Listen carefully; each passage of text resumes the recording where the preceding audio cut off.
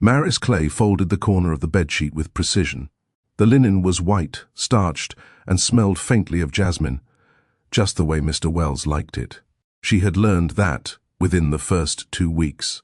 No creases, no perfume, no distractions. Her hands moved without hesitation, muscle memory taking over. Top sheet, hospital tuck, pillowcase rotated diagonally. Done. She stood back and took in the room. Not a single wrinkle, not a single trace of her. That was the rule here at Northcrest Mansion. Move through the halls like a shadow, leave no footprints behind. But sometimes Maris wondered what it would feel like to be seen. Not as the help, as herself. She checked the clock on the nightstand. 6:37 a.m. She still had 23 minutes before the kitchen staff finished breakfast prep. Enough time to clean the study if she moved fast. Downstairs, sunlight filtered through tall windows, casting long beams over polished marble floors. The kind of house that echoed when you walked, no matter how light your steps. Maris didn't flinch when her shoes tapped the floor. She wasn't scared of being heard. She just didn't want to be noticed. At least, not by him. Braxton Wells, the man who owned the house. The man whose name was carved into glass skyscrapers downtown. The man who never smiled. He wasn't cruel, just cold, precise, predictable. Always out the door by 8 a.m. with a black travel mug of coffee and a navy suit tailored so well it looked sewn onto his body. He didn't talk to the staff. He didn't ask questions. He didn't even look up when someone passed him in the hallway. Maris preferred it that way, because if he ever did stop and look at her, really look, she wasn't sure what he'd see. And she couldn't afford to be exposed like that. Not when every dollar she earned went to keeping her brother alive. Sickle cell anemia. The words still rang in her head, even months after the diagnosis. At first, she'd thought the fever was just a flu. But then came the chest pain, the weakness, the hospital stay that wiped out her savings in 3 days. She had applied to dozens of jobs, teaching, program coordinating, even part-time daycare work. But they all came back with the same answer: underqualified or overqualified, or we'll keep your resume on file.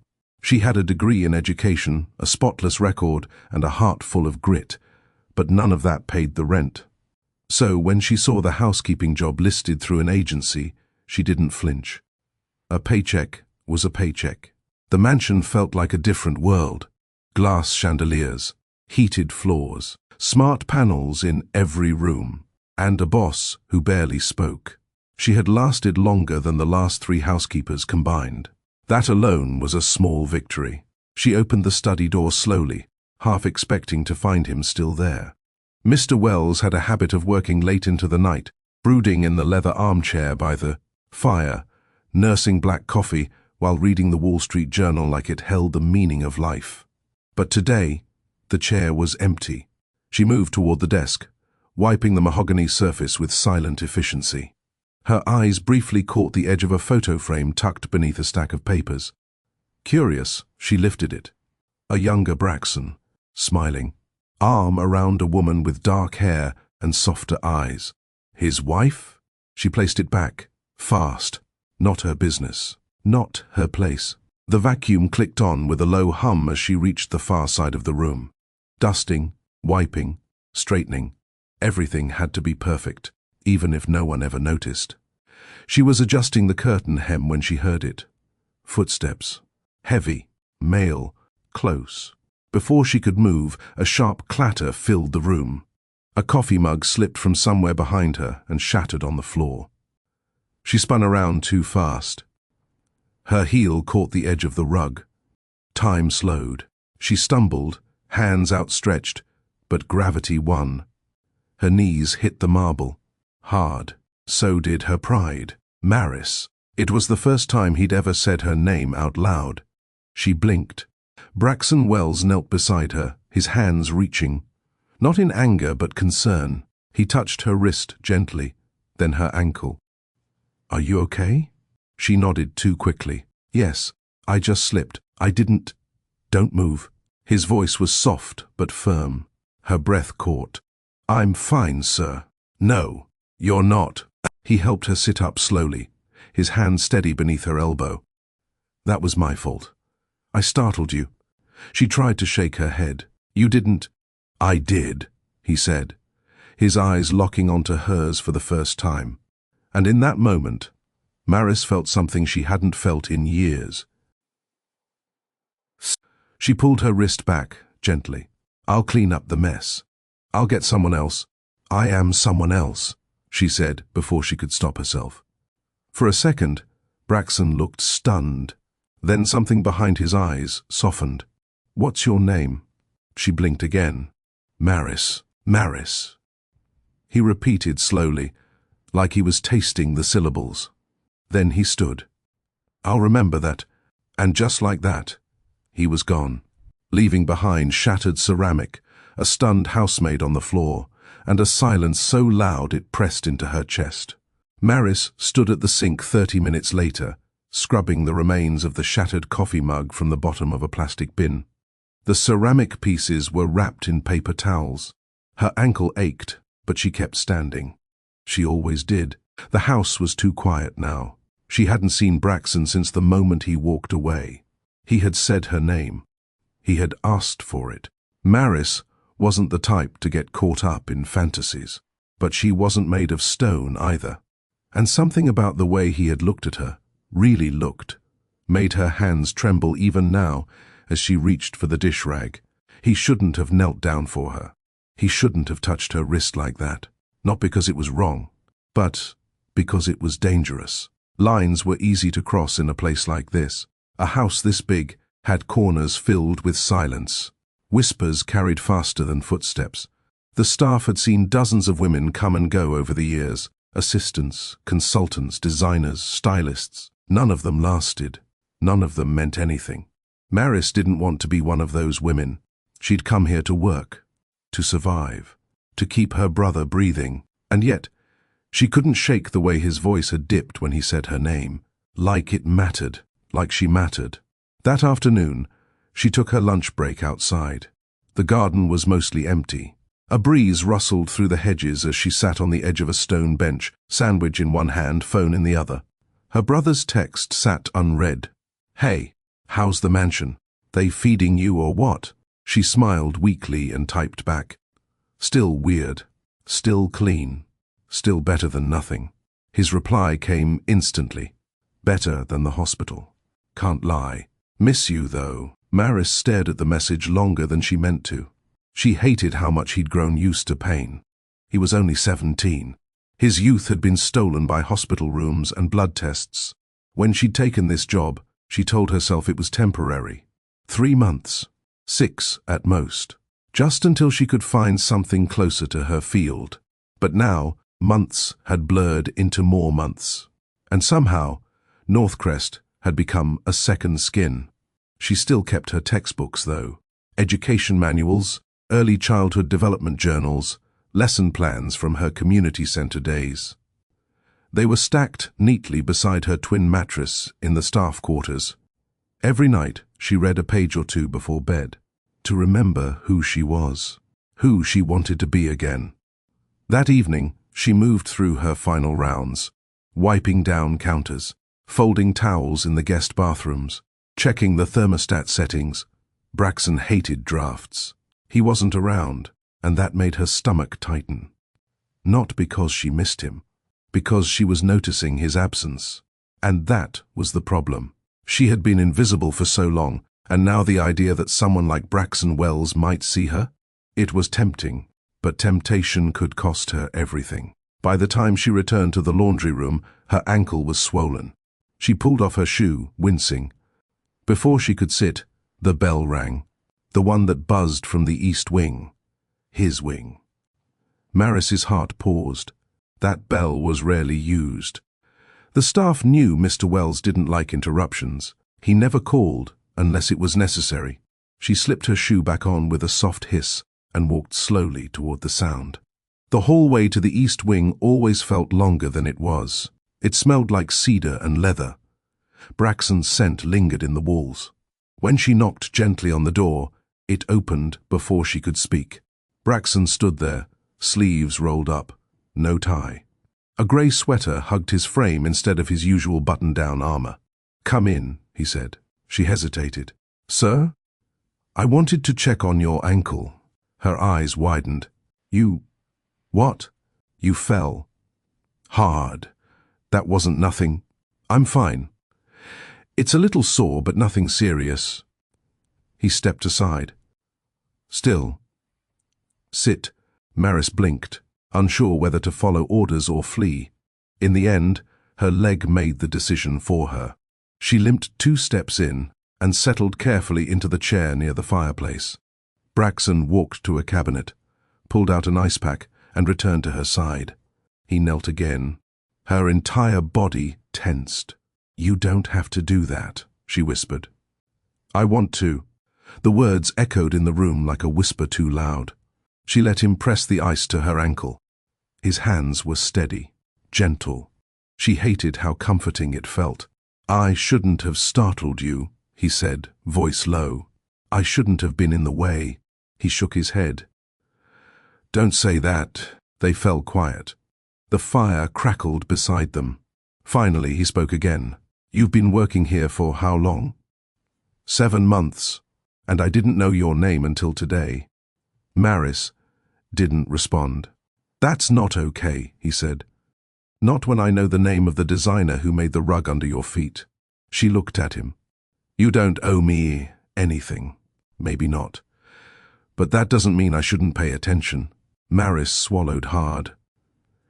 He kept his gaze on her ankle. "You're different from the others." Her brows furrowed. "Others?" "The staff, the consultants, the people who pass through this house." She tilted her head slightly. "Because I fold sheets better?" He smirked. "Because you don't fold yourself." Silence returned. Then he added quietly, "I've seen people with money lose themselves trying to impress me. But you hold on to your dignity like it's the only thing keeping you alive." She looked away. "Sometimes it is." Braxton's hand stilled. The ice dripped slowly into the towel wrapped around it. "I don't usually notice people," he admitted. "Not really. Not beyond the job they do." Maris didn't dare ask what made her different. She already knew. She hadn't chased him. She hadn't performed. She hadn't expected anything. She had shown up every day despite everything. And that, for a man like Braxton, was enough to make her unforgettable. He stood slowly. "You should rest. Take the morning off tomorrow. I'll have someone cover your shift." "I'd rather work," she said. His brows lifted. "Why?" She looked him straight in the eye. "Because work keeps me grounded." He nodded slowly, like he understood more than she was saying. "Good night, Maris." She stood, limping slightly. "Good night, sir." As she closed the door behind her, she didn't see the small smile he allowed himself once she left. And she didn't know, not yet, that everything had changed the moment he heard her name. The next morning came without warning. Maris didn't hear the alarm. Her ankle throbbed from yesterday's fall, and the thin blanket barely fought off the draft from the vent near her bed. She sat up, blinking hard. For a moment, she forgot where she was, until she looked up and saw her stacked textbooks, and the folded clothes on the chair, and the quietness of the mansion. Then it hit her. North Crest. Still her reality. She moved slowly, testing her foot. Still tender, but manageable. She'd had worse. Life had taught her how to keep going, even when it hurt. She dressed quickly in her uniform. Black pants, white top, black cardigan. Hair pulled back, edges smoothed, no earrings, no perfume. That was the rule. The house was neutral, and so she had to be too. As she stepped into the hallway, the familiar smell of freshly brewed coffee filled the air. It surprised her how fast the aroma pulled her thoughts toward him. Braxton, not Mr. Wells, not the boss, just Braxton. It was dangerous to think of him like that. Even more dangerous to remember how he knelt to help her, how his hands felt against her wrist, how he said her name like he didn't want to forget it. She couldn't afford this Every hour she worked was tied to her brother's treatment plan. Her job wasn't about feelings or attraction. It was survival. Still, her heart raced as she neared the east hallway. He wasn't there. She exhaled, relieved and disappointed at the same time. She took a detour through the west garden, clipboard in hand. One of the delivery staff had left yesterday's supply order unsigned, and the pantry inventory still needed review. Walking helped her regain focus. Focus reminded her of purpose. But by the time she returned to the kitchen, something felt off. The head chef glanced up from his chopping board. "Hey, Maris, you're wanted in the study." She froze. "By who?" He gave her a look. "You already know." Her fingers tightened around the clipboard. She nodded and walked toward the study, careful not to let her mind go ahead of her body. She knocked once. "Come in." His voice again. Calm, measured, and just soft enough to unsettle her. She opened the door. Braxton stood by the window, back to her, holding a mug. A different mug. Ceramic with a gold rim, not the plain black one he usually used. "I was going to check on the pantry inventory," she said quietly. "I had it reassigned," he replied, not turning. She waited. "You ever wonder what people would do if they were given the life they used to pray for?" he asked. The question caught her off guard. "I used to think success would fill every silence," he continued, "but it only made the quiet louder." She didn't answer. It didn't feel like he needed one. Then he turned around. He looked like the same man from yesterday. Grey suit, crisp shirt, watch snug against his wrist. But his eyes weren't cold anymore. They weren't warm either. They were just open. "I wanted to thank you," he said. "For what?" "For not pretending." Maris frowned. "I'm not sure what you mean. You didn't smile like I was a prize. You didn't fumble your words or act like you knew me." He paused. "You just did your job." "That's what I was hired to do." "Maybe. But I notice things. Most people either perform or retreat when they're around me." "You did neither." She shrugged, nervous. "I don't know how to perform." Braxton placed the mug on the edge of the desk. "That's rare around here." A silence followed, not uncomfortable, but charged. Maris glanced at the clock. "Do you need me to do something specific?" He nodded. "Yes." She waited. "I want to offer you tea." Her eyebrows rose. "Tea?" He walked to the side cabinet and opened a drawer filled with dozens of tea sachets, green, chamomile, ginger, peppermint. "I don't usually offer tea to staff," he said, "but I figured it's the least I can do after nearly sending you to the emergency room." She tried to suppress a smile. "I didn't need the ER. Still," he said, "I owe you one." He gestured to the chair across from his. She hesitated. "Maris," he said gently, "just tea. Not an interview, not a favor, nothing complicated." She took the seat. He poured the hot water carefully into 2 white cups, dropped a peppermint bag in each, and sat across from her. For a moment, she wasn't sure what to do with her hands. Her fingers curled around the warm ceramic. Braxton leaned back. "Where are you from?" She blinked. "Decatur. Family?" "One brother, 17. My parents passed away when I was 20. He nodded. "And your degree?" She tensed. He noticed. "I'm not judging," he said. "Just wondering how someone with your background ended up here." She hesitated, then said quietly, "Because jobs in my field pay in gratitude, not dollars. And gratitude doesn't buy insulin or painkillers." His jaw tightened. "I didn't know." "You weren't supposed to," she said softly. "That's not why I'm here." He nodded slowly, as if registering the weight of her words. "You ever think about going back to teaching?" "Every day. And yet you're here. Because sometimes you don't get to chase your dream and save someone at the same time." The words hung in the air. For the first time, Braxton looked like he didn't know what to say. So she stood. "Thank you for the tea, Mr. Wells." He stood too. "Braxton." She stopped. "What?" "Call me Braxton." She stared at him. "That's not professional." "I'm not asking you to be unprofessional. I'm asking you to stop acting like you don't exist in this house. Her throat tightened. I'm the help. You're more than that. Not in this zip code. In mine, you are. She placed the cup on the coaster. I need to go. He didn't stop her, but as she stepped out the door, his voice followed. Maris, she turned. I meant what I said. She nodded, forcing her face to stay neutral, then walked away with her back straight and her heart racing. He didn't chase her, but she knew, without turning back. He watched her go. And that terrified her more than anything. The rest of the day moved like slow honey. Maris threw herself into chores, anything to keep her mind from circling back to the moment.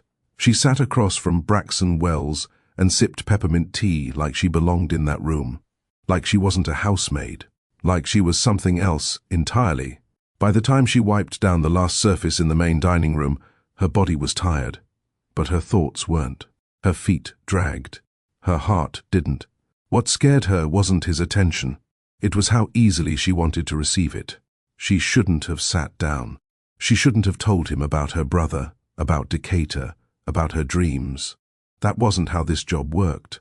Distance was protection, and she had just undone every invisible line she'd drawn. Still, he had offered her tea. He had remembered her name. And today, he didn't look through her. He looked at her. She placed the cleaning cloth in the supply cart, then headed for the linen closet. As she passed the side hallway, she heard faint footsteps behind her. She turned and froze. Braxton stood a few feet away. Again, no suit jacket this time, just his shirt sleeves rolled to the forearm. His tie hung loosely around his neck. His hair looked slightly ruffled, like he'd run his fingers through it too many times. She stepped back slightly. Did I forget something, sir? No, he said simply. Maris shifted her weight. Then, I came to say something I should have said earlier. She stayed quiet. He cleared his throat. I'm sorry. Her brows furrowed. For what? For putting you in a position you didn't ask for. You were just doing your job yesterday. And I made it personal. Maris exhaled slowly. I appreciate you saying that. He nodded once. She turned to go, but his voice followed again. But I don't regret noticing you. Her shoulders stiffened. He didn't wait for her to answer. Instead, he took one step closer, still leaving space. I noticed you long before the coffee spill, he said. I noticed how you fold towels differently from the others, how you hum while working, how you never complain. Maris swallowed. You notice everyone? No, just you. Her mouth parted slightly, but no sound came out. He saw the panic behind her eyes and stopped. That's all. I'm not trying to confuse you. I just thought you should know. Then he turned and walked away. Just like that. No games, no expectations. Just truth, raw and uncomfortable. That night, Maris sat on her bed, staring at the resume tucked between two textbooks. It was the same one she had submitted to 3 school programs and 4 non-profit centers, none of which had called back. She thought about what Braxton had said. I noticed you long before the coffee spill. She closed her eyes. Her stomach tightened. This is not part of the plan, she reminded herself. You don't let someone with a corner office and a city view get inside your head. You don't entertain a man who's used to staff changing every month. You don't confuse kindness for commitment. But still, she couldn't stop thinking about the way he stepped back instead of forward. How he offered space instead of pressure. How he made her feel, dare she say it, safe. And safe wasn't something she'd felt in a long time. The next morning came fast. Maris rose earlier than usual. Her ankle felt better, and the house was quiet. She found comfort in the silence. It helped her reset. By 6:30 a.m., she was in the laundry room sorting linens. That's when she heard it. A low, familiar voice. Miss Clay. She turned. Mrs. Whitmore, the estate manager, stood in the doorway. Tall, silver hair pulled into a twist, eyes sharp as polished stone. She was the longest-serving employee at Northcrest, 32 years and counting. Mr. Wells asked for a tray of tea to be brought to the conservatory, she said. Specifically by you. Maris blinked. By me? Mrs. Whitmore gave nothing away. Yes. Now, if you please. The tray was already prepped. Porcelain teacups, honey pot, a tin of mint biscuits. Maris steadied her breathing as she lifted it and made her way down the long glass corridor toward the conservatory. The door was open. Braxton sat by the window, reading something on his tablet. He didn't look up. She cleared her throat. You asked for tea. He glanced over his shoulder. Only if you're willing to share it. She walked in slowly. You know this isn't normal. He placed the tablet aside. Neither is finding peace in someone who works for you. She set the tray down carefully. He stood. Maris remained near the small table, unsure whether to sit or leave. Braxton gestured toward the chair opposite him. Please. She didn't sit right away. People will talk. Let them. You don't care about rumors? I care about what's real. And right now, this, he pointed between them, feels realer than most things in my life. She sank into the seat, unsure whether to speak or disappear. He poured the tea slowly. I used to think I had everything, he said. Then I came home to an empty house and realized how wrong I was. Money doesn't fill silence, she whispered. No, he said, but sometimes a quiet voice does. They drank in silence for a moment. Then he added, I don't expect anything from you. I'm not asking for anything. I just needed to sit across from someone who sees me as a person. I do, she said. That's the problem. He tilted his head. Why's that a problem? Because people like you don't fall for women like me. And stay. His face didn't change, but something about his posture did. His voice dropped. What if I'm not like people? She met his eyes. Then stop acting like a man who's afraid of being seen. The words stunned both of them. He leaned back slowly. Fair enough. She stood. I should go. He didn't stop her. Not with words. But as she reached the door, he said softly, You're not invisible, Maris. She paused, fingers on the handle. I've seen 100 faces come and go through this house, he continued. But yours stayed. Maris didn't respond. She walked out slowly, heart pounding, hands shaking. But for the first time since she stepped into Northcrest, she felt like more than a shadow. She felt remembered. Have you ever felt like someone finally saw the real you? And it scared you more than being invisible? Maybe you've worked hard, stayed quiet, and carried your dreams alone, hoping one day someone would notice you beyond your role. That moment when someone crosses the line between indifference and genuine care. It's confusing, right? Tell me in the comments. Have you ever been in a situation where the line between professional and personal started to blur? Do you believe that love can grow from mutual respect, even in unexpected places? Like this story so far? Then don't forget to hit the like button, share it with someone who needs hope. And subscribe to Mr. Charles Stories for more real, emotional narratives. Friday had always been a long day at Northcrest. The mansion's weekly restock arrived by noon. Linens were replaced, supplies rotated, and every inch of the estate was expected to gleam as if the week hadn't touched it. Maris usually worked without complaint, but this Friday felt heavier than most, not because her ankles still throbbed, not because her legs ached from standing, but because he had started talking. And once Braxton Wells opened his mouth, her thoughts hadn't stopped spinning. She kept her head down as she folded the fresh towels in the laundry room, her fingers moving with mechanical precision. Fold, press, stack, repeat. But her mind wandered back to the conservatory, to the quiet way he said, You're not invisible, Maris. It wasn't a compliment. It was a recognition, and it made her chest tighten in ways she didn't understand. She reached for another towel, but paused when she heard footsteps. Heavy, measured, familiar. She didn't turn. She didn't need to. Working late? Braxton asked. She kept folding. That's usually how it goes on Fridays. There was a pause. Your shift ended 30 minutes ago. I volunteered to stay. Another pause. For the paycheck? He asked, though it wasn't judgmental. For the silence, she replied. He stepped closer, his voice quieter. Tough week? She didn't answer. Instead, she stacked the last of the towels, turned, and faced him. My brother's medical plan changed. New tests, new costs. So, yeah, it's been a week. He nodded slowly, thoughtful. You ever think of asking for help? He asked. She stiffened. No. Why not? Because I've never had the kind of life where that was an option. His eyes searched her face. That's not weakness, Maris. That's just survival. She turned away, too aware of how close he was. And I plan to keep surviving.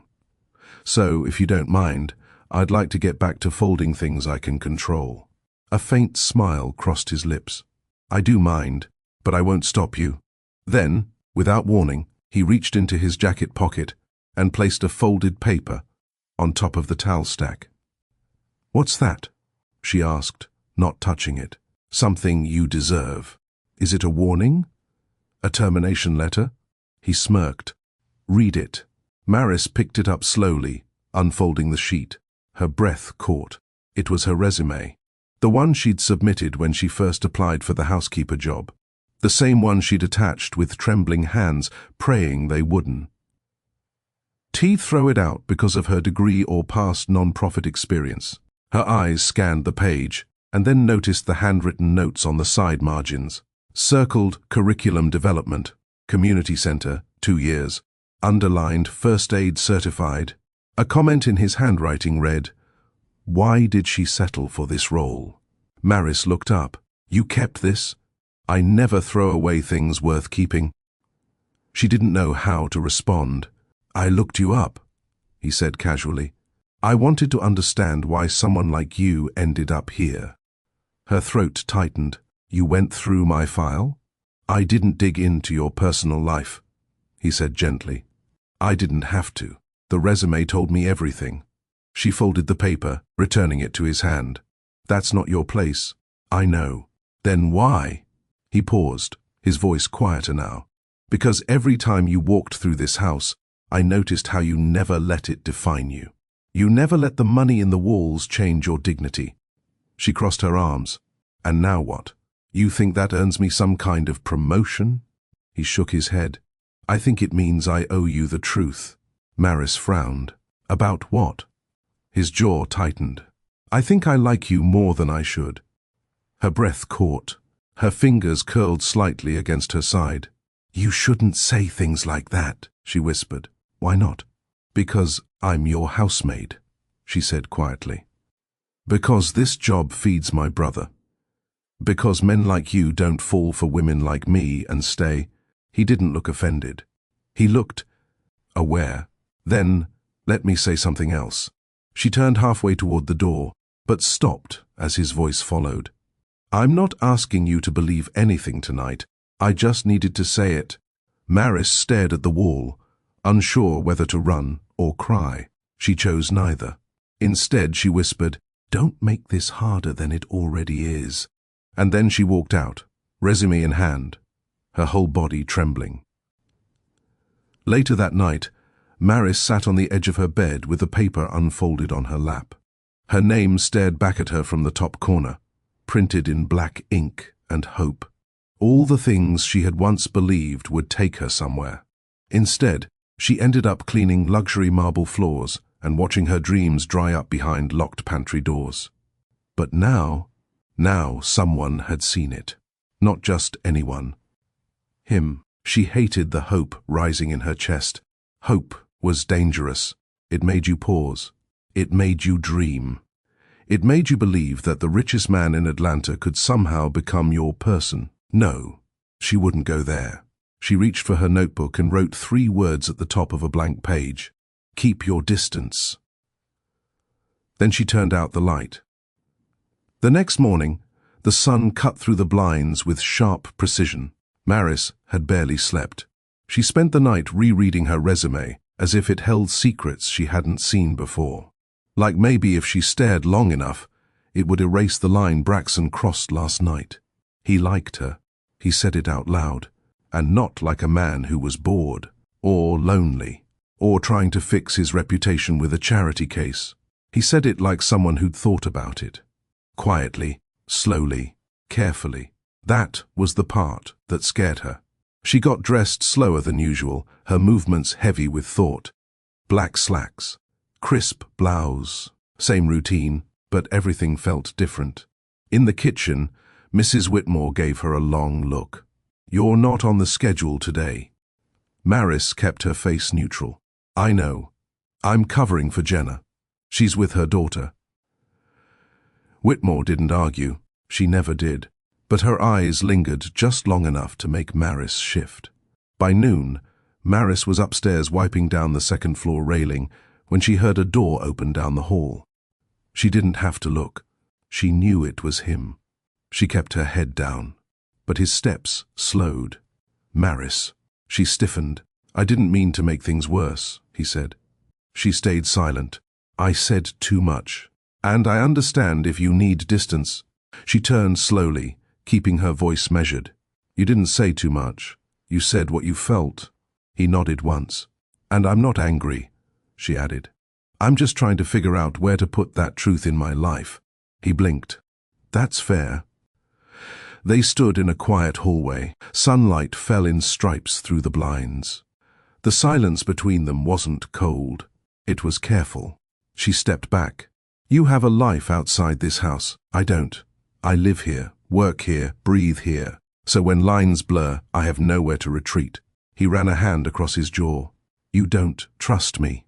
"It's not about trust," she said. "It's about patterns. I've seen how this house eats people alive. I've seen what happens to women who forget their role." "I'm not asking you to forget who you are," he said. "I'm asking you to let me know who you are. Outside of a uniform." That softened her. Just a little. "Do you even know who you are outside of yours?" she asked. Braxton smiled, but it didn't quite reach his eyes. "That's what I'm still trying to figure out." They both stood in that truth, raw, unfinished, and unspoken until now. That evening, Maris didn't take dinner in the staff kitchen. Instead, she sat on the small bench near the side garden. The air was cool. The scent of lavender rolled in from the east hedges. She didn't expect him to join her. But he did. No announcement, no fanfare, just footsteps and presence. He held a mug, chamomile tea if she had to guess. "I won't stay long," he said. I needed air." She nodded. "Same." They sat in silence for a while, not looking at each other, not needing to. After several minutes, he spoke. "I was married once." She turned her head slightly. 10 years ago, he said. "Her name was Emily. We met in college." Maris stayed quiet. "She said I cared more about my empire than her," he added. And maybe she was right. The wind picked up slightly. "After the miscarriage," he continued, "we never quite recovered." She left quietly. No fight, just grief. Maris didn't know what to say. "You're the first person I've told that to in years. Why me?" He looked at her. "Because you see me without flinching." She blinked. "You see the man, not the money," he said. She whispered, "Because I don't have time to be impressed." He chuckled softly. Then she added, "But I have time to listen." That shifted the energy between them. She wasn't running anymore. He wasn't chasing. They were just two people, sitting, sharing. Braxton stood slowly. "Thank you for the bench." She looked up. "You didn't ask for permission." "Didn't need to," he replied. "You've been making space for me since the day I met you." He started to walk away, but turned back briefly.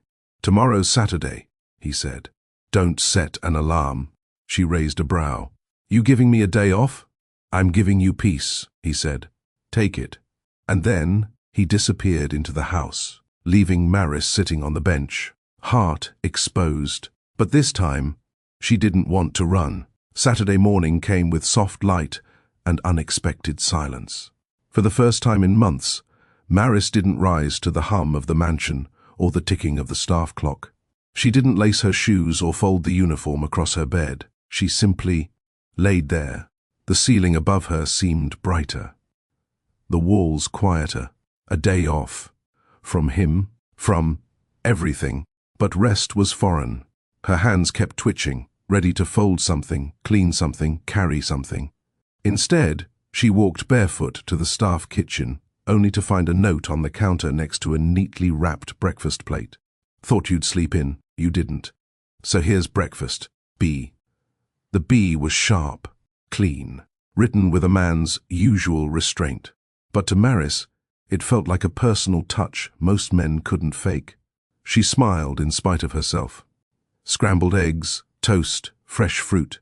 He had paid attention. She sat at the small corner table, eating slowly for once. No rush, no orders waiting. Just warmth on a plate. And then came the knock. A soft, hesitant knock on the staff entrance door. Maris stood carefully and opened it. Jenna stood outside, winded, her eyes wide. "You're off today, right?"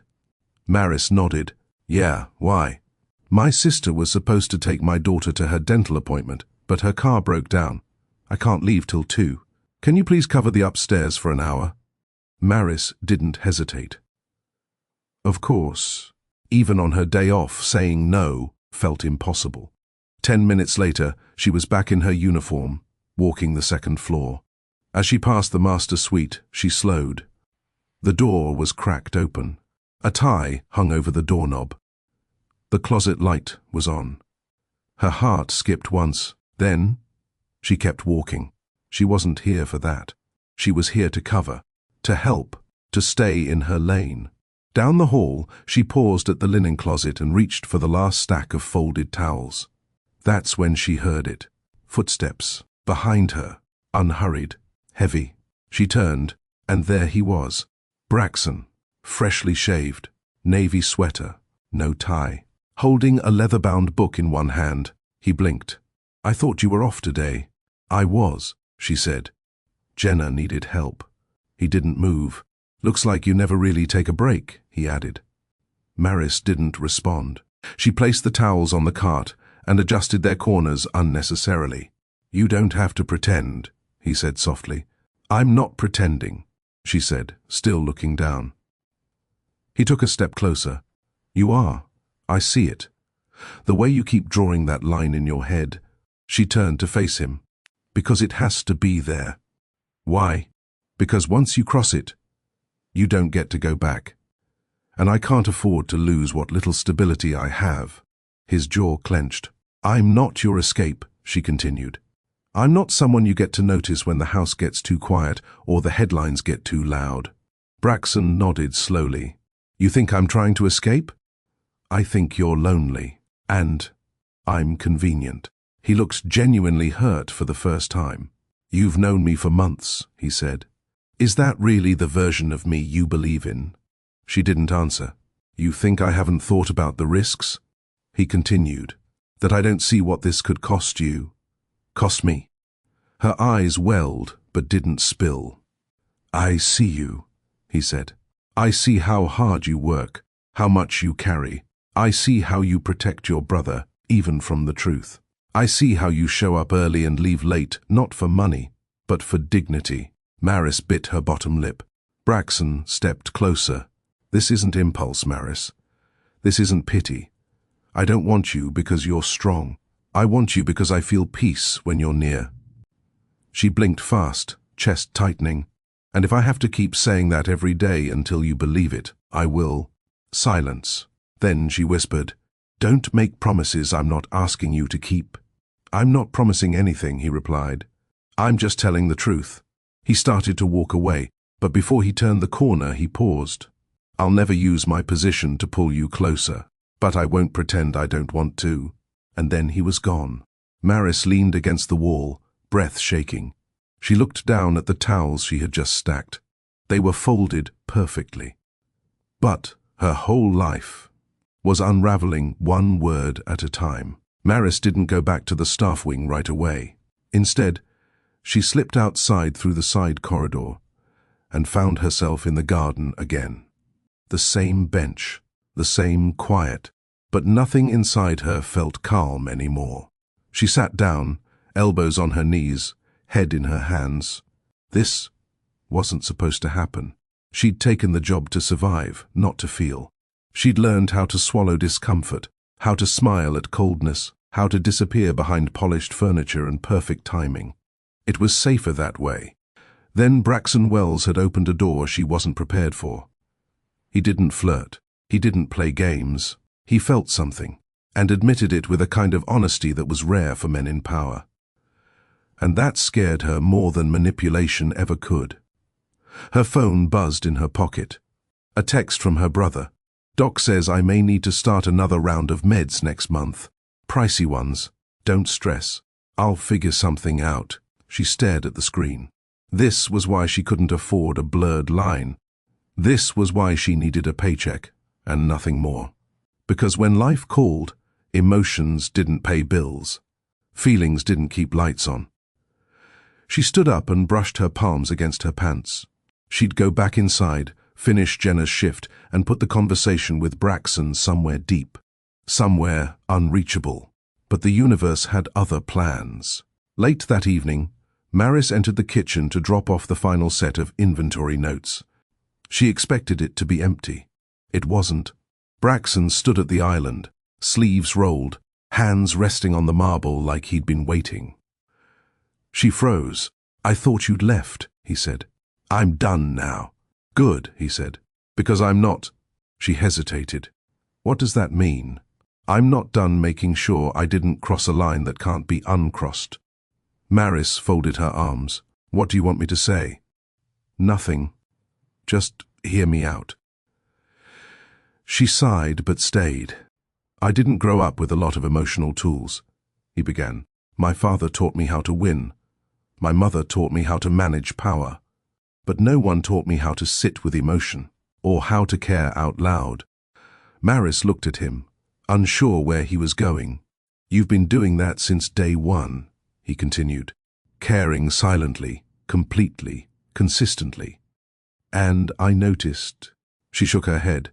"Braxton, we don't live in the same world." "No," he said, "but that doesn't mean we can't meet in the same room." Maris stared at the floor. He softened his voice. "I'm not asking you to fall for me, Maris. I'm not even asking you to stay." "Then what are you asking?" "I'm asking you not to leave because you're scared of what this could be." Her breath caught. He stepped forward, slowly, gently. "If this makes you feel unsafe, tell me. If you want me to stop, I will." She met his eyes. "I don't feel unsafe." "Then what do you feel?" Her voice trembled. "Exposed," he nodded. "That's honest. I've worked so hard to keep my life in control, to protect what little I have left.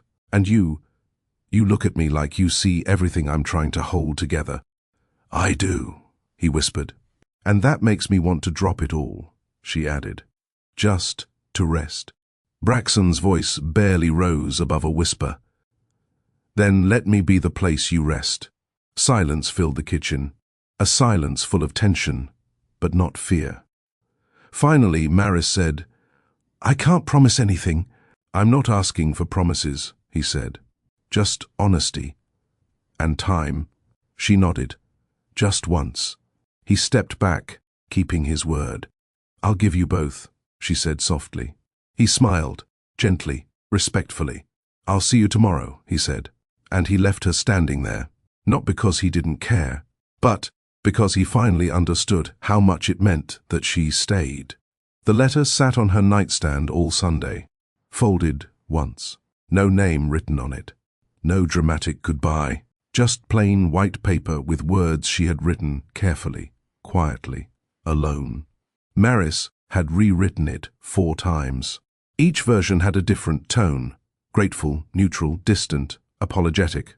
But in the end, she landed on honest, because honesty was what he'd asked for, and this was her truth. She couldn't stay, not when every part of her life felt like it was slipping out of her hands the longer she let his presence in. She looked around the small staff room that had become her home. Everything she owned fit into 2 medium-sized bags. A few extra uniforms, some worn paperbacks, her textbooks, and a framed photo of her and her brother the year before he got sick, both of them smiling wide at a community center fundraiser. Back when she still believed in simple answers. Back when she thought hard work always led somewhere. She picked up the letter. Then she picked up her bags. It was 6:42 a.m. when she walked out of the staff wing and toward the main foyer. The morning light spilled through the tall windows. The marble floors looked freshly polished. And at the center of the grand entrance stood Braxton, coat in hand, car keys in the other, as if he had been waiting. He turned at the sound of her footsteps. Their eyes met. Maris didn't say a word. She walked slowly, deliberately, and held out the envelope. He took it without looking down. Then he asked, "Going somewhere?" She kept her voice steady. "I think this is best." He looked at the envelope, opened it, read the first 2 lines, then closed it. He didn't argue, didn't plead, didn't raise his voice. Instead, he said, "I won't stop you." Her throat tightened. He stepped forward and placed something in her hand, a thick, white envelope. She frowned. "What's this?" He nodded toward the bench near the door. "Read it." She sat down slowly and opened the envelope. Inside was a proposal, a full business plan, typed, structured, legal format. Her name was on the first page, Maris Clay, Executive Director, Northside Early Learning Center. Below that, Braxton's name was listed under primary investor. Her hands trembled. She flipped through the pages. Location, funding, staffing needs, mission, goals. A statement she herself had written in a grant application 3 years ago, copied word for word. "I don't understand," she whispered. "I've had my team working on it since the day I saw your resume," Braxton said calmly. "That version I gave you wasn't the original. It had my notes on it for a reason." Her voice was shaking now. "Why would you do this? Because you once told the gardener that your dream was to teach again." Her heart stopped. He sat across from her, not too close. "I overheard you. Weeks ago," he said. "You didn't know I was walking past. You were helping him carry supplies, and you said, 'If I ever leave this place, I want to go back to working with kids. I want to build something where they're safe.'"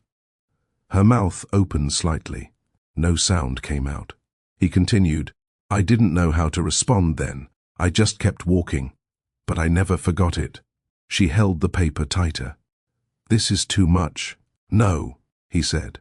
"What you've given this house is too much, and no one has ever said thank you properly. I didn't stay for a thank you." "I know," he replied. "You stayed because you're the kind of person who doesn't run when things get hard." Tears pricked her eyes. "And that's the kind of person I want running something that matters." Maris looked down. Her voice came out low. "If I accept this, everything changes." "Yes," Braxton said, "but not in the way you're thinking." She lifted her eyes. "What do you mean?" "I'm not offering this so you'll stay in my life," he said clearly. "I'm offering this so you can have your life back." The room was still. He rose. "I'm leaving for the office. If you walk out now, you walk out on your terms, with your dignity, with your vision, and with a seed of something that belongs to you." She nodded slowly. He reached the door, hand on the knob, then stopped. "And Maris?" he said over his shoulder. "Yes? I meant every word I said last week. I like you, more than I should. But whether you stay or go, that won't change." Then he walked out. No pressure, no demands, and for the first time since she stepped into Northcrest, the decision was hers. Maris sat still for a long time after Braxton left. The proposal lay in her lap, too heavy to move and too real to ignore. Her name, typed cleanly on every page, felt surreal. It wasn't just a token gesture. It wasn't pity. It was a future. Planned. Funded. Signed. In a world that had always said no or maybe later, Braxton Wells had handed her a full yes. And it terrified her, because if she accepted this, She couldn't pretend anymore. She couldn't pretend that she was just the help. She couldn't pretend that Braxton was just her boss. She couldn't pretend that all he saw in her was loyalty. He saw more. And that kind of visibility came with weight. She folded the document carefully and stood up. Her bags were still packed. Her resignation still valid. But her reason for leaving had changed. She didn't walk out the door. Instead, she walked back upstairs. Not to clean. Not to organize. Just to think. By mid-afternoon, the staff hallway buzzed with quiet chatter. Word had gotten around that Maris was off schedule. Someone had spotted her sitting in the foyer with Braxton. Another said he handed her something that looked important. Maris ignored the whispers. Let them talk. She had bigger things on her mind. She stepped into the guest room across from the east hallway, a room rarely used except during holiday visits. It was quiet, pristine, and untouched. The curtains had been drawn open, and the sunlight bathed the soft blue walls in warmth. A folded note sat on the pillow. She walked closer, confused. Her name was handwritten on the front in Braxton's blocky scrawl. She opened it. If you choose to stay tonight, this room is yours. No expectations, no conditions, just space, just peace. B. Her heart clenched, not because he was trying to impress her, but because he wasn't. He wasn't wooing, he was respecting. Something few men, let alone powerful ones, ever truly gave. She sat on the edge of the bed, note in hand, and stared out the window. This was no longer a question of running or staying. It was about believing she was allowed to choose what she wanted. And right now, what she wanted was time. Time to breathe. Time to hope. Time to see what life could look like when it wasn't lived entirely in survival mode. That evening she returned to the kitchen for a glass of water. She didn't expect anyone to be there, but there he was. Braxton stood by the stove, heating something in a pot. He turned, surprised but calm. "Guest room okay?" he asked. She nodded. "Thank you for the note," she said quietly. He nodded once. "I meant every word. What are you making?" "Soup." She lifted a brow. "You cook?" "Only when I'm thinking." She smiled faintly. "And what are you thinking about?" He stirred the pot. "Whether you're going to disappear in the morning." She looked at the floor, then back up at him. "I thought about it." He said nothing. "I almost did," she added. "I had the letter. I had my bags. I was ready." Braxton waited. "But then I realized something," she said, stepping closer. He turned the heat off and faced her. "I've been living with my fists clenched for years, always waiting for the next thing to fall apart, always preparing for goodbye." "And now?" he asked gently. She met his eyes. "Now, for once, I'd like to stay. Not because I have to, but because I want to." He didn't smile. Not right away. He just exhaled, like he'd been holding his breath since morning. Maris stepped into the kitchen fully now. She took a clean mug from the counter and poured herself some of the soup he made. He handed her a spoon without saying a word. They sat side by side at the small breakfast table. Two people with different worlds, different stories, finding one thing that held them both still. Silence, peace, presence. Later that night, Maris returned to the guest room. She unpacked only one bag, placed her books on the nightstand, slid the resignation letter into the drawer without tearing it up, just tucking it away. Not forgotten, but no longer needed. She turned off the lamp and lay back on the bed, staring at the ceiling. And for the first time since her brother got sick, since she took the job, since she buried her old life, she slept without fear. Monday came, and with it, a shift no one at Northcrest Mansion could quite name. Maris didn't wear the housekeeping uniform that morning. She wore dark jeans, a soft blouse, and a navy cardigan. Still simple. Still neat. But it was the first time anyone had seen her dressed like someone who wasn't reporting for duty. The other staff didn't say anything out loud, but they noticed. And so did Braxton. He stood in the hallway near the foyer, checking something on his phone when she walked down the stairs. His head lifted. His gaze was soft, unassuming, but deliberate. "Good morning," she said, stopping 2 steps from the floor. He slid his phone into his coat pocket. "Morning." She paused, then asked, "Still want me to meet with your legal team today about the proposal?" He nodded. "Only if you're ready." "I am." A long silence passed between them, calm but weighty. Then she added, "I'm not staying in the staff wing anymore." He didn't blink. "I know. Does everyone else?" "They will." She folded her arms. "And what story are they supposed to believe?" "The truth," he said, "that I offered you a partnership and gave you a space of your own. You accepted." Maris narrowed her eyes. "That's a clean version. It's the real one." She exhaled slowly, then nodded. "Okay. I can walk you to the car if you'd like." "No," she said with a hint of a smile. "I think I'll drive myself today." Braxton's eyebrows lifted slightly. "You have a car?" he asked. "No," she replied, pulling a key out of her pocket. "But yours is parked outside, and I know you leave the spare in the desk drawer." His mouth parted in disbelief. Then he laughed, low and full. "Remind me never to underestimate you again." She smirked, tossing the key gently toward him. He caught it mid-air. "I'll let you have it back," she said, stepping past him. "Generous of you." He watched her walk to the door, but he didn't follow. And that made all the difference. The legal team was efficient. Maris sat in a glass-walled office on the 19th floor of Wells & Stone Holdings, looking out over downtown Atlanta. The skyline glimmered in the distance, but her focus stayed on the document in front of her. A team of 3 associates explained everything: non-profit status, property lease arrangements, tax structures. They didn't treat her like a charity case. They treated her like a decision-maker, a partner. "Everything will be held under the Maris Clay Early Education Trust," one of the attorneys said. "Your name will appear on all public-facing documentation, and Mr. Wells will maintain a silent investor position." "Silent?" Maris repeated. "He won't sit on the board. He won't interfere with day-to-day decisions. This is yours." She signed the documents, not because it felt easy, but because it finally felt earned. When she returned to the mansion that evening, the shift in energy was unmistakable. Whitmore greeted her at the front entrance with her usual grace, but this time her tone had changed.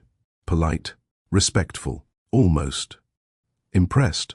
"I was informed you'll be leading the new education initiative," Whitmore said. Maris nodded. "That's correct." Whitmore offered a brief smile. "Congratulations." Maris thanked her, then walked toward the stairs. She didn't ask where Braxton was. She didn't need to. He was waiting in the garden, seated at the far end of the stone path, beside the rose bushes she used to trim during early morning shifts. He looked up as she approached. She sat across from him on the stone bench, not speaking right away. Then she said, "It's official. I'm no longer your employee." His lips curved. "I wasn't thinking of you that way anymore." She tilted her head. "How do you think of me now?" "Like someone I trust." Maris smiled faintly. "Like someone I admire," he added, voice lower. Her chest tightened. "And someone I'd still want to have dinner with, if that's something you're open to." Maris exhaled slowly, then nodded. "Dinner sounds good." That night, they didn't eat in the formal dining room. They sat on the balcony outside his office, overlooking the moonlit lawn. Braxton ordered takeout, Indian food from a small restaurant Maris once mentioned during a casual conversation. She looked at him as they ate. "You remember everything, don't you?" He wiped his mouth with a napkin, "Just the important parts." Maris lowered her gaze to her plate. Then, softly, she said, "I'm not used to being considered." "You should be," he replied. "It's long overdue." She didn't cry, but she looked away to collect herself. And in that silence, filled with warmth, not fear, something between them settled. Not a romance. Not yet. But respect. And that was the only foundation worth building on. The next morning began without alarm clocks. No linen carts squeaked down the halls. No trays waited in the kitchen for Maris to deliver. She wasn't the housemaid anymore. And yet, old habits died slowly. By 7 a.m., she was already dressed and sipping tea in the guest lounge, scanning through the operations blueprint for the Early Learning Center. She'd made notes the night before, tweaks to the classroom layout, a list of staffing suggestions, even a rough idea for the first parent orientation day. This was her world now. She was building something from scratch, not scrubbing someone else's legacy. Still, she didn't know what to do with her hands when she wasn't folding or cleaning. Until there was a knock at the guest room door. She opened it to find a delivery guy standing in the hallway, holding a large box. "Miss Clay." "That's me," he smiled. "Signature here." She signed, accepted the box, and closed the door. Inside was a wooden plaque, handcrafted, burnt-etched with a simple inscription. Northside Early Learning Center Director, Maris Clay. She sat on the bed slowly, fingers tracing the letters. There was no note attached, but she knew who sent it. Later that afternoon, Braxton was in his home office when he heard a soft knock. He opened the door to find Maris standing there with the plaque in her hand. "You didn't have to," she said. "I wanted to. It's beautiful. So are the things you're about to build with it." She stepped inside, the room carrying that quiet gravity that always settled between them. "I've been thinking," she said. He looked up. "I don't want to rush this." "This?" he asked. "Whatever we're walking toward," she clarified. "I need to know it's real, not just built from gratitude or timing." "I wouldn't offer anything built from that," he replied gently. "You know me well enough by now." She nodded. "Still, I want slow." His voice didn't waver. "Then we go slow." She stepped closer, holding his gaze. "No expectations? Only one," he said. "That you don't shut down when you get scared." Maris smiled faintly. "That's fair." He took a step forward, slowly, not touching her, just closing the space. "I can wait," he said. "And while I wait, I'll be cheering for you from every angle, whether I'm beside you or behind you." Her chest tightened. She whispered, "Don't say things that make me feel safe if you're not planning to stay." "I wouldn't dare." Another pause. Then she handed him the plaque. "Keep it," she said, "for now. I'll pick it up the day we open the doors." He accepted it carefully, like it was made of glass. Deal. That evening, as she passed the kitchen, she found Whitmore quietly setting the dinner schedule for the week. The older woman looked up. "You're settling in," she observed. "I'm adjusting," Whitmore nodded. "I worked here long before Mr. Wells became the face of the family estate." Maris waited. His father wasn't a gentleman. Everything was about empire, image, obedience. "I figured," Maris said softly. Whitmore glanced at her. "You've changed this house." "I've only been here a few months." "That's all it takes when you're not performing," Whitmore replied. "You've done what no consultant or advisor could. You made him human again." Maris didn't know what to say. Whitmore folded the paper in front of her and stood. "Don't mistake your strength for softness, Miss Clay. What you're doing takes more power than most people ever learn." And with that, she left. Maris stood there a moment longer, then walked out of the kitchen, head high, not because she needed to prove anything, but because she finally didn't.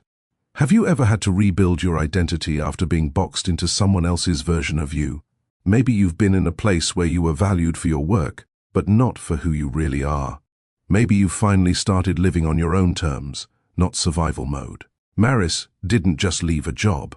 She stepped into purpose, with boundaries and dignity. And Braxton? He didn't rescue her. He respected her. Do you believe real love starts with mutual respect, not grand gestures?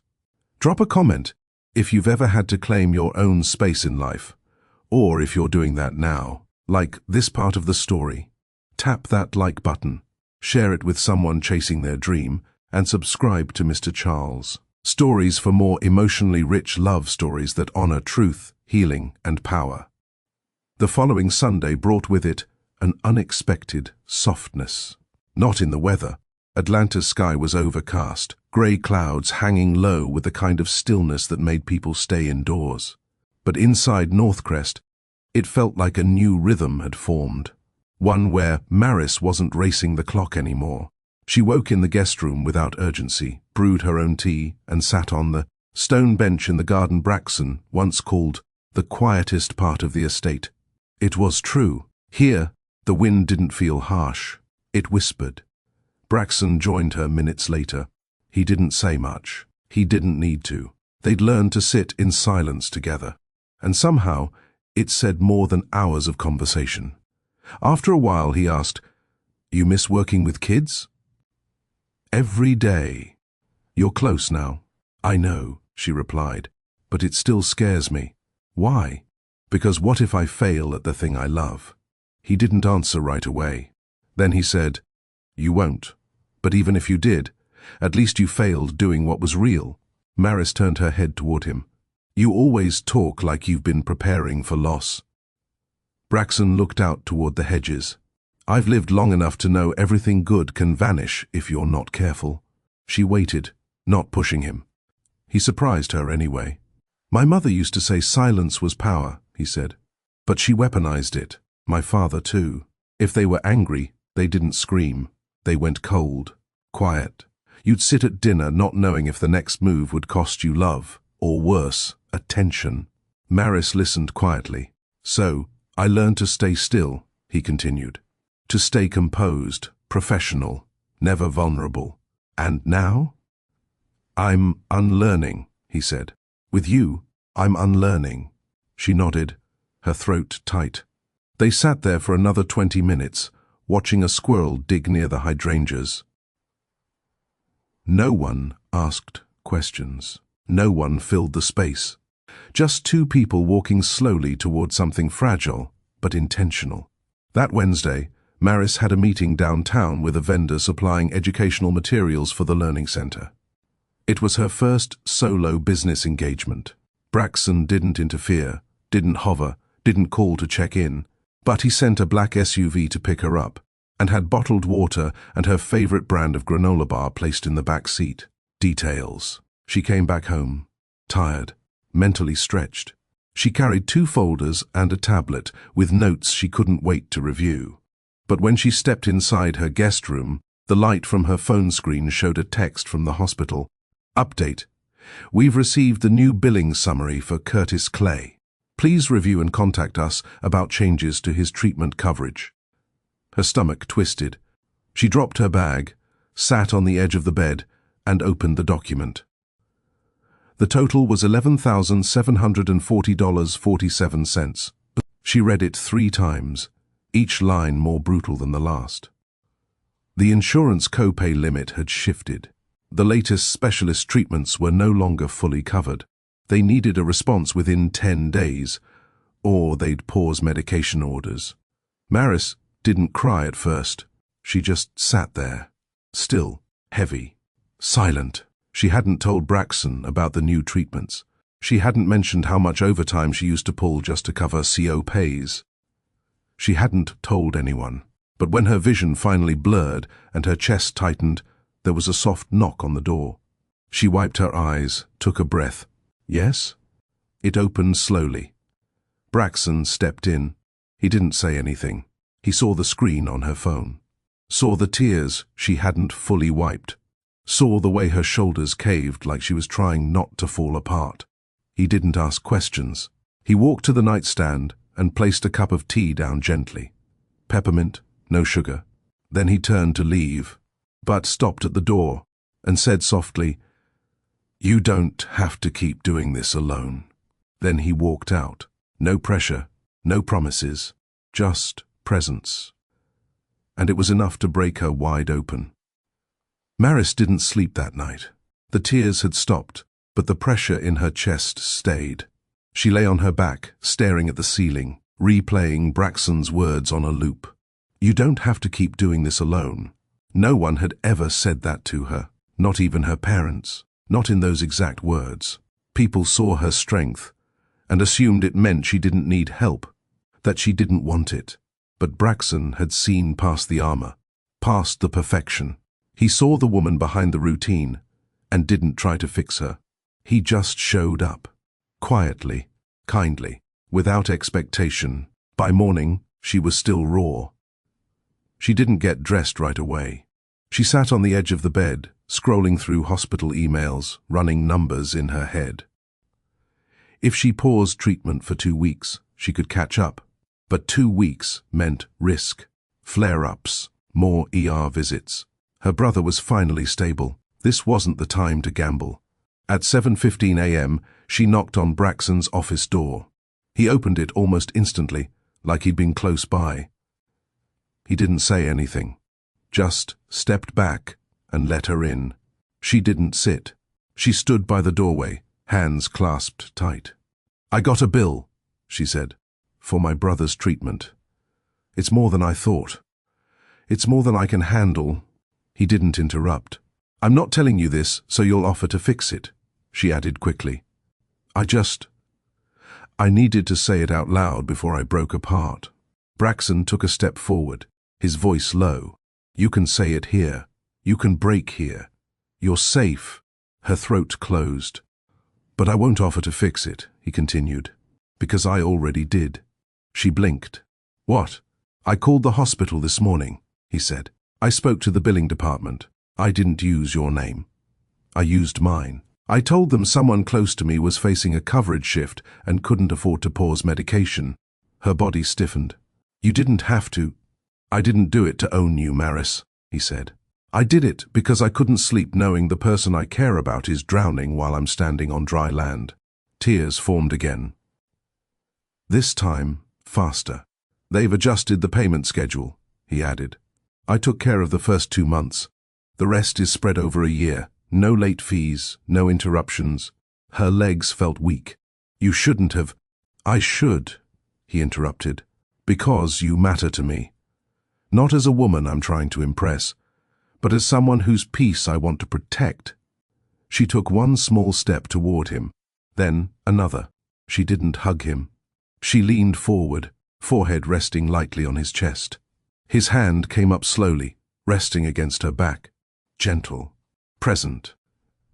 Still, no romance, no rush, just support.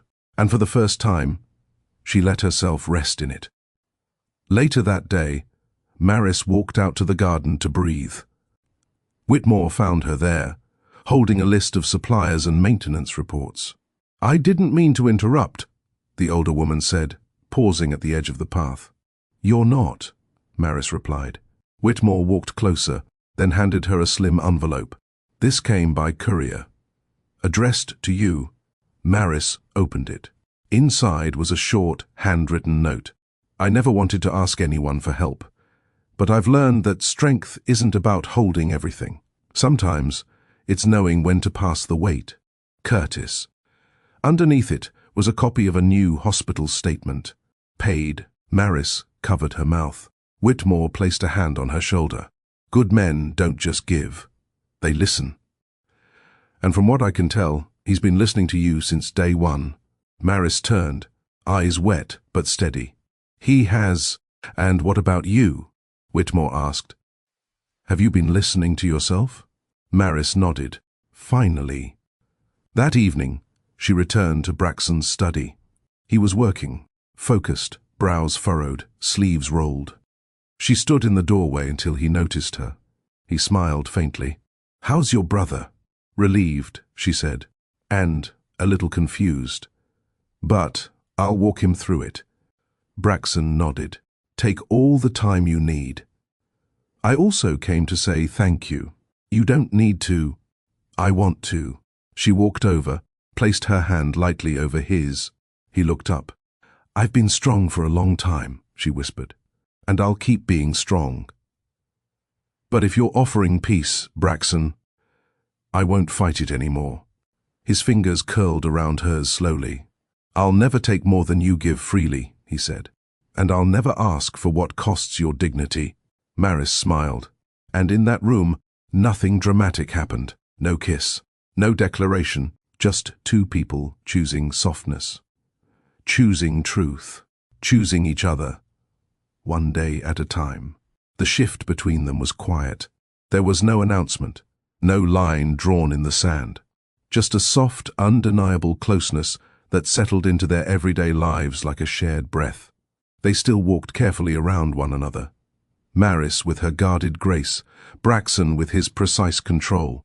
But now, when they passed in the hallway, they paused longer. When they sat in the garden, they spoke more softly. When they looked at each other, they lingered. It had been 3 weeks since she moved into the guest wing. 3 weeks since she accepted the proposal. And not once had Braxton overstepped. He didn't text late at night. He didn't hover. He didn't try to check in unless it mattered. He gave her room. And that made all the difference. On a Thursday morning, Maris arrived early at the project site, a quiet lot on the south side of Atlanta where the North Side Early Learning Center was taking shape. Concrete had been poured, foundation leveled, and today they were reviewing interior framing plans. She stood with a hard hat tucked under her arm, clipboard in hand, watching a small crew unload beams. She wore jeans, boots, and a dusty jacket, but her posture still held elegance. She looked like someone who belonged there. Halfway through the review, a voice behind her said, "Looks good on you." She turned. Braxton stood behind her in jeans and a black button-down. No suit, no driver, no entourage. Just a man who showed up because he wanted to see it happen. Maris raised an eyebrow. "You sure this is your kind of place?" He shrugged. "You're here. That makes it mine, too." She smiled. "You didn't have to come." "I know," he replied. "But I didn't want to miss this." They walked the perimeter together, boots crunching over gravel, reviewing notes and placement changes. Their conversation was focused. Two professionals handling a shared vision. But in between the logistics, their eyes met. Often, softly. Once, while reviewing the toddler play area, she paused. "It's strange." "What is?" "I used to dream of this space," she said. "And now, it's being built. For real. For me. For the children," he corrected gently. "But yes, because of you." She looked down at the design plans. "Sometimes, I still don't believe it." Braxton leaned in slightly. "Then, I'll keep reminding you." Later that evening, after returning to the mansion, Maris found a small note tucked into her bedroom doorframe. "You made something from nothing today. If that's not worth celebrating, I don't know what is. Meet me on the balcony. No pressure. Just T. B. B." She held the note for a long time before slipping into something warm and heading upstairs. The balcony was lit with soft lanterns. The city lights flickered in the distance. He was already there, 2 mugs on the small table, both steaming. She stepped out slowly. "I don't drink tea with just anyone," she teased.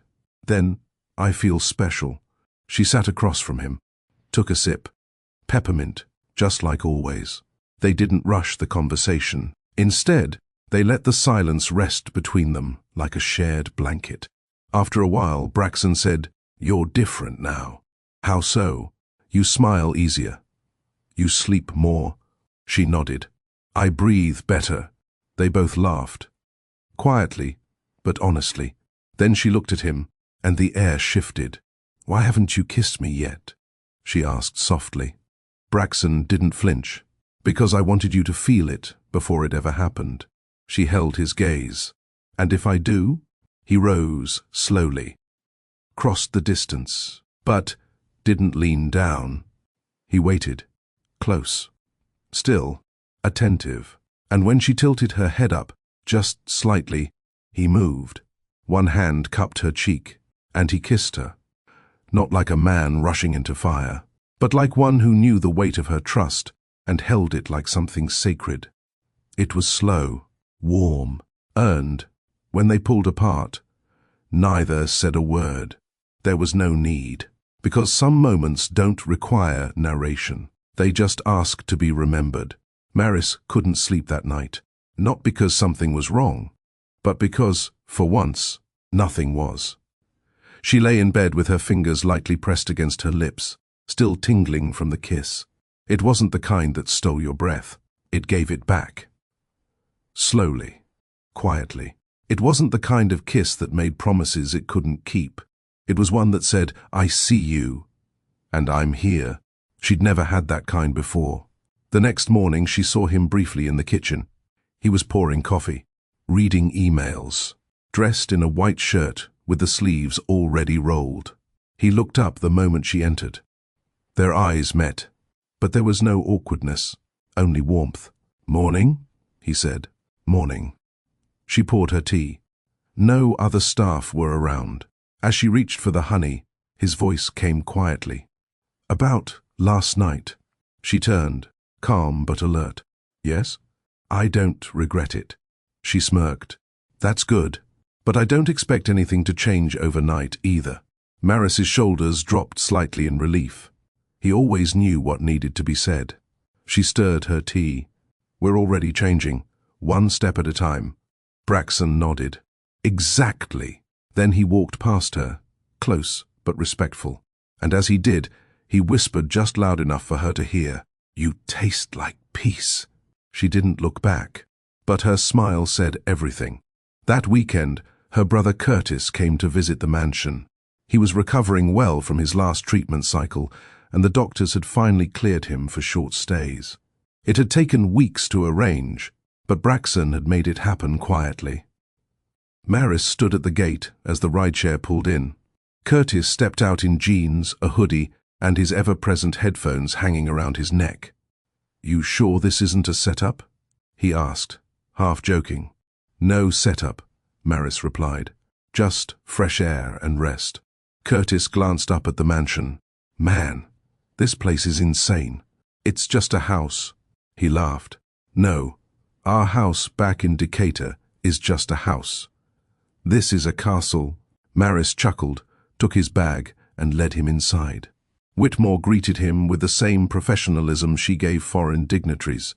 Curtis leaned into Maris and whispered, "She looks like she knows all your secrets." "She probably does," Maris muttered. Later that afternoon, Braxton joined them on the back patio. Curtis was drinking lemonade, shoes kicked off, legs stretched across the bench. Braxton offered a small wave. Curtis sized him up for a second, then said, "You're taller in person." Braxton smiled. "Good to know." Curtis narrowed his eyes. "And you're the one making my sister weird." "Curtis," Maris warned. Braxton chuckled. "Weird in a good way, I hope." Curtis shrugged. "She smiles more." "That's new." "So, yeah, I guess I'll allow it." Maris rolled her eyes. But Braxton didn't miss the pride in her face. They talked for an hour, mostly about music, basketball, and Curtis's weird theories about the stock market. Braxton didn't correct him, didn't lecture, just listened. Eventually, Curtis leaned over to Maris and whispered, "He's cool, still rich, but cool." That was the moment she knew it wasn't just her heart on the line anymore. It was her brother's too. That night, after Curtis had gone to bed in one of the guest suites, Maris sat on the stairs just outside the east hallway. Braxton found her there. He sat beside her, hands folded, quiet. "I was nervous about today," she admitted. "You didn't look it. I wanted Curtis to like you." Braxton turned to her. "I just wanted him to feel safe." He did. Another long pause. Then Maris whispered, "You're not what I expected when I came here. And you're everything I didn't know I needed." She looked over. That almost sounded like a line. He met her eyes. "It's not." She leaned her head on his shoulder. "I know." He placed a gentle kiss at the top of her hair. They didn't need to talk about the future or define the moment. They didn't need labels or next steps, because this was peace. And that was enough. Curtis Clay wasn't easily impressed. At 17, he'd seen enough hospital ceilings and pitying stares to know when someone was faking interest. He'd learned early that most people asked questions out of obligation, not curiosity. But Braxton Wells? He was different. On Saturday morning, Curtis came down the stairs and found Braxton already in the living room. 2 mugs of coffee in front of him, a folded sports section on the table. "You read the paper?" Curtis asked. sliding onto the couch like he owned it. Braxton looked up, calm as ever. Only the box scores. You got a team? Golden State. Curtis blinked. Seriously? They play smart. Not just fast. Curtis grinned. Respect. They talked for 30 minutes. Basketball, sneakers, college picks. Maris watched from the hallway with quiet awe. No forced smiles. No awkward silences. Curtis leaned in. Braxton leaned back. They met each other in the middle. Later, Curtis followed Maris into the kitchen while she fixed his breakfast. You like him, he said casually, grabbing a banana from the bowl. She hesitated. Different. I can see that. She raised an eyebrow. You approve? He peeled the banana and shrugged.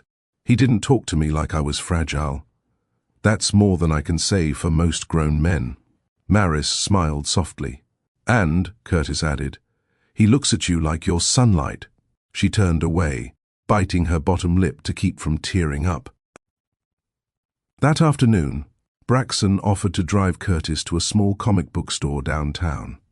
You into comics? Curtis asked as they climbed into the SUV. I was, Braxton admitted.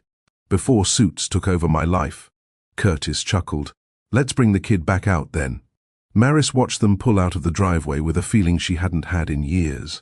Safety. Not because someone else had taken the wheel, but because she didn't have to do everything alone anymore. At the store, Curtis picked up 3 issues from a rare limited run while Braxton browsed the business section in the back. They didn't talk much, but the silence felt easy. On the drive home, Curtis spoke up. You know my sister doesn't trust easy, right? Braxton glanced at him. I figured, she's been carrying me since I was 12. Our parents were good people, but when they passed, it was like she stopped breathing for herself. Braxton tightened his grip on the steering wheel. I've seen that in her. Curtis nodded. And the day she took that housekeeping job, I felt like I failed her. You didn't. Still felt like it, Curtis said, voice low. So if she's letting you in, really letting you in, don't mess that up. She doesn't have room for heartbreak. Braxton didn't respond right away. Then he said, she's the strongest person I know, and I won't be another weight she has to carry. Curtis nodded slowly. Good answer. That night, after Curtis went to bed, Braxton found Maris in the study. She was sitting in his chair, flipping through a catalogue of classroom furniture. You two were gone a while, she said, without looking up. Stopped for milkshakes. He doesn't take sugar well, she warned. He drank half, Braxton replied, then said he was saving the rest for breakfast. She smiled. That sounds like him. Braxton walked over slowly and set a small figurine on the desk. It was a miniature version of a comic book character holding a shield. From Curtis, he said. He said it's you in a different universe. Maris picked it up, touched. Also said I'm supposed to keep it on my desk so I remember who I'm fighting for. Her hand stilled. She looked up. Braxton's voice was soft. He sees you clearly, Maris. And you? I don't just see you, he said. I recognize you. She stood, slowly, met his eyes. There was no need to ask what that meant, because she already felt it, deep in her chest, warm and terrifying. She leaned in gently and rested her forehead against his. And for a moment, there were no walls between them. Just truth and quiet love. Sunday was quiet. Curtis had slept in, and for once, Maris didn't wake him. His body had been through enough the last few years. One quiet morning was earned. She made pancakes and left the plate warm in the oven, then took her tea outside to the garden. She sat at the bench, her usual spot, waiting to feel the same peace she'd found there days ago. But this time, it felt fuller, not just peace, belonging. Braxton joined her minutes later, holding a second mug, offering it without a word. They drank in silence. I used to think I had to do everything myself, she finally said, because depending on people always came with disappointment. He listened. But yesterday, when you and Curtis came back from the comic store, She paused, searching for the words. He looked lighter. And it wasn't just the sugar. Braxton smirked. It was the sugar. She smiled back. But it was also you. A breeze passed through the hedges. Birds chirped near the fence line. Then she added, more softly, you didn't try too hard with him. You didn't pity him. I don't pity people who fight, Braxton said. I respect them. Maris nodded. Curtis doesn't want handouts, she said. He just wants to be seen. And for the first time, I think he feels like a regular teenager again. That's the only version of him I've ever wanted to know. Her throat tightened. You've given him more than rest. You've given me more than reason. She looked at him. I didn't think love could look like this, she whispered. Like what? Like silence, and shared mugs, and hospital bills handled without noise. He didn't reach for her hand. Not this time. He just leaned closer, barely touching, and said, this isn't charity, it's partnership. That afternoon, Curtis asked to walk the trail behind the mansion. Maris and Braxton followed, a few steps behind, watching him toss a small football up and catch it lazily. I think I want to work with kids one day, Curtis said over his shoulder. Maris lit up. You do? Yeah. Maybe counseling, or gym teacher stuff, I don't know. He shrugged. Just tired of being the kid who gets helped. I want to be the one helping next. Braxton said, then we'll build a place where you can do that. Curtis stopped walking. Turned slowly. We? You and your sister, Braxton replied. And anyone else who believes kids like you deserve better. Curtis gave a rare grin. You're not just rich. You're weird. Braxton nodded. Takes one to know one. That evening, as the sky dimmed and shadows stretched across the hallway walls, Maris stood outside Curtis's room. He had just finished brushing his teeth and was about to lie down when he looked up at her. You're not leaving, are you? What do you mean? This place.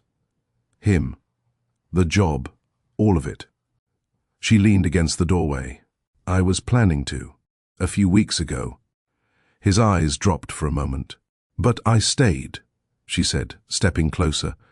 Because, for once, I wasn't afraid of what came next. Curtis sat on the edge of the bed. Good, because I like it here. Not just the mansion, I mean, this life, this version of you. Maris sat beside him. I like her too. He smiled, then added, you deserve to be loved with both hands, you know? Not halfway, not as a reward, but because you breathe and try and keep showing up. She pressed her lips together, tears forming. I see how he looks at you, Curtis said. And it's not power or ownership. It's like you're his anchor. She brushed his hair from his forehead. When did you get so grown? He leaned on her shoulder. Somewhere between round 5 and round 6 of chemo, they laughed and cried and sat there for a while until the weight of everything that had nearly broken them faded into something gentler, something like healing. Later, Maris stepped outside onto the east balcony. The night was cool. The lights of Atlanta sparkled below. She found Braxton there, standing with one hand in his pocket, the other holding a folded paper. She joined him. What's that? He handed it to her. A small drawing. Curtis's handwriting at the top read, Me, You, Sis, starting 5. 3 stick figures, 1 basketball. Big smiles. I think we've been drafted, Braxton said. Maris laughed quietly, her eyes softening. She folded the paper carefully and slid it into her pocket. I never thought I'd say this, she whispered. But I think we're becoming a family. Braxton looked at her. Not like a man searching for a line, but like someone who had already found it. Then let's treat this like one, he said. Slow, steady, honest, and protected. He nodded. Always.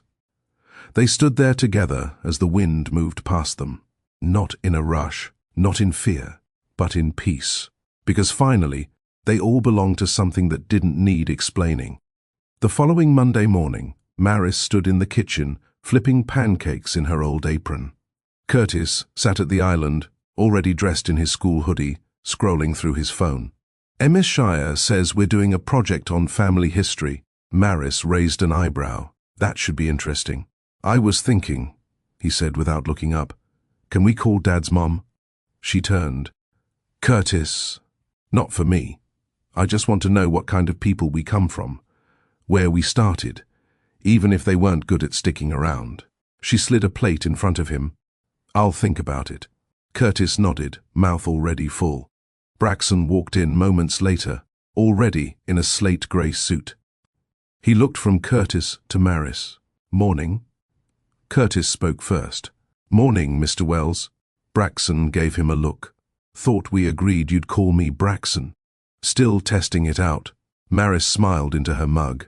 Braxton stepped behind her and kissed the top of her shoulder. Curtis groaned. I'm still here. They laughed. It felt real, like a routine they could keep building. Later that day, while Curtis was at school, Braxton invited Maris to his downtown office. You sure I'm dressed for your tower? She asked, smoothing her navy blouse. You look like you're about to run the place, he said. She wore simple gold hoops, wide-leg pants, and her curls in a soft bun. When they arrived at Wells Real Estate Group, the front desk receptionist stood and smiled. Good morning, Mr. Wells. And Miss Clay. Maris blinked. She knows my name? Braxton leaned closer. Everyone knows your name. The elevator ride was silent, but not cold. At the top floor, his assistant opened the door to his private suite. Inside, a large desk, windows that kissed the skyline, and 2 chairs across from his. But beside that, a smaller room, bookshelves, child-sized furniture, bright-colored rugs. Maris froze. He opened the door. I've been working with a foundation, Braxton said. We're launching 3 pilot centers for after-school literacy and creative play. Maris turned to him slowly. 1 in South Fulton, 1 in East Point, 1 in your old neighborhood. Her hands went to her chest. You always talked about building something for the kids, he said. I figured it was time we did. Her eyes brimmed with emotion. I want you to run it, Maris. Name it. Build the staff. Train them the way you see fit. I'll handle the funding, legal, and maintenance. But the vision? That's yours. She couldn't speak. He continued. Curtis inspired it. But you made it happen. Just by being you. She reached for him, held his face in her hands, and whispered, Thank you. He shook his head. No, he said. Thank you. For not walking away. That evening, back at the mansion, Maris sat at the window seat in her room, staring at the proposal Braxton had given her. The title on the folder read, The Clay Haven Project. Not Wells, not Foundation. Clay. Curtis walked in, holding a white envelope. What's that? She asked. It came for you. She opened it. Inside, an invitation. Honorary speaker. Community Pillars in Education Gala. Curtis grinned. You're famous now. I haven't even accepted. You will, he said. Because you're finally living the life you were meant for. She looked at him, then hugged him hard. I'm proud of you, he whispered. I'm proud of us, she replied. Hours later, after Curtis had gone to bed, Maris wandered into the study. Braxton was seated on the couch, reading over a file. He looked up. I was wondering where you disappeared to, he said. She sat beside him. I keep waiting to wake up. He closed the folder and set it aside. You're not dreaming, Maris. I know. It just feels rare. He leaned back. That's because it is. They sat in a hush. Then Maris spoke, voice low. Did you ever imagine this? Us. Braxton replied without hesitation. Only after you came into my life. Before you, everything was function, precision, control. And now? He reached for her hand. Now, it's purpose and peace. She rested her head on his shoulder. They didn't need music or candlelight, just presence. As the clock neared midnight, Braxton stood and reached into the drawer beside the couch. He turned back, holding a small black box. Maris's heart stilled. Don't panic, he smiled. It's not a ring. She exhaled, laughing. Inside the box was a necklace, a delicate gold chain with a small charm, a book with an engraved C on it. "For Clayhaven," he said. She touched it with reverence. "It's beautiful. You're beautiful." She looked up at him, and that's when he whispered, "I'm in love with you, Maris." Silence, not the uncomfortable kind, the sacred kind. She whispered, "I love you too." No drama, no confusion, just truth, finally spoken in full. The weeks that followed moved gently, like spring unfolding after a long winter. Maris accepted the position as director of the Clayhaven project. Curtis joined a mentorship program Braxton's company sponsored. And Braxton? He began leaving the office earlier, staying home for dinner and walking Curtis to school when his schedule allowed. The mansion no longer felt like a place Maris worked. It felt like a place she belonged. Still, one final chapter needed closure. One rainy Saturday, Braxton came into the kitchen holding his phone. "She called," he said. Maris paused. "Your mother?" He nodded. "She's back in Atlanta. Said she wanted to meet." Maris folded the dish towel in her hand. "Did she say why?" "She said she's ready to talk." Maris searched his face. "Are you ready?" Braxton exhaled slowly. "If I want to grow fully with you, I have to stop avoiding pieces of myself." She touched his arm. "Then let's face her." Together, they met at a quiet restaurant in Buckhead. A private room, round table, no distractions. Braxton's mother, Claudia Wells, walked in wearing a tailored cream suit. Her hair was perfectly pinned, her heels clicking with controlled grace. She looked older, thinner, but her eyes were still sharp. Maris stood and extended her hand. Claudia stared for a moment, then took it. "Thank you for agreeing to meet," Maris said. Claudia looked between them. "I didn't come to attack." Braxton nodded. "That's a good start." They sat. Silence settled before Claudia spoke again. "I was wrong," she said. "I judged you, Maris, by where you came from, not by who you are. I let pride and control speak louder than love." Maris kept her voice steady. "And yet you're here." Claudia nodded. "Because I see now what I didn't want to. My son was drowning in routine, in grief, in loneliness, and you pulled him out." She turned to Braxton. "You're softer now, and I mean that in the best way." He didn't smile, but he didn't resist either. "I want to be part of your life again," Claudia said. "If you'll let me earn that right." Maris said nothing. She looked at Braxton. He looked at his mother. And then, slowly, he said, "We'll take it one step at a time." Claudia exhaled. It was enough. That night, back home, Braxton poured wine in the kitchen. "Wasn't expecting her to show up humble," he said. "People change when they feel they've lost something they thought was permanent," Maris replied. He looked at her. "That includes me." She smiled gently. Weeks passed. Curtis turned 15. His birthday was small, just a backyard cookout, Braxton grilling in an apron. Curtis, blowing out candles with one hand and holding a plate of wings in the other. Laughter filled the evening. When the sun dipped low, Curtis called out, "Hey, group picture!" Braxton, Maris, and Curtis stood in front of the house, Curtis's arms around both of them. The camera clicked. And that photo? It would later sit framed at the front of the first Clayhaven building that opened 3 months later. On opening day, Maris stood in front of a crowd of families, teachers, kids, and donors. Behind her, a banner stretched across the new brick building, Clayhaven, where every child matters. She stepped to the mic. "When I was a little girl," she began, "I dreamed of a place where kids could come after school, be seen, be heard, and know their lives meant something. I didn't know how it would happen, but I knew why it needed to." She looked at Braxton in the crowd. He held Curtis close. "And today," she continued, "we make room for every child with a story, a dream, a need." The crowd clapped. Some wiped tears. Maris smiled. "Clayhaven isn't about me," she said. "It's about us." It's what happens when you choose love over fear, service over status, heart over ego. She looked at the plaque beside her, founded by Maris Clay and Braxton Wells. She ended her speech with one line, "Welcome home." That evening, they returned to the mansion. Curtis went to bed early, exhausted from helping all day. Maris walked into the garden alone. The night was calm. Crickets, a soft breeze. Braxton followed. "You should be proud," he said.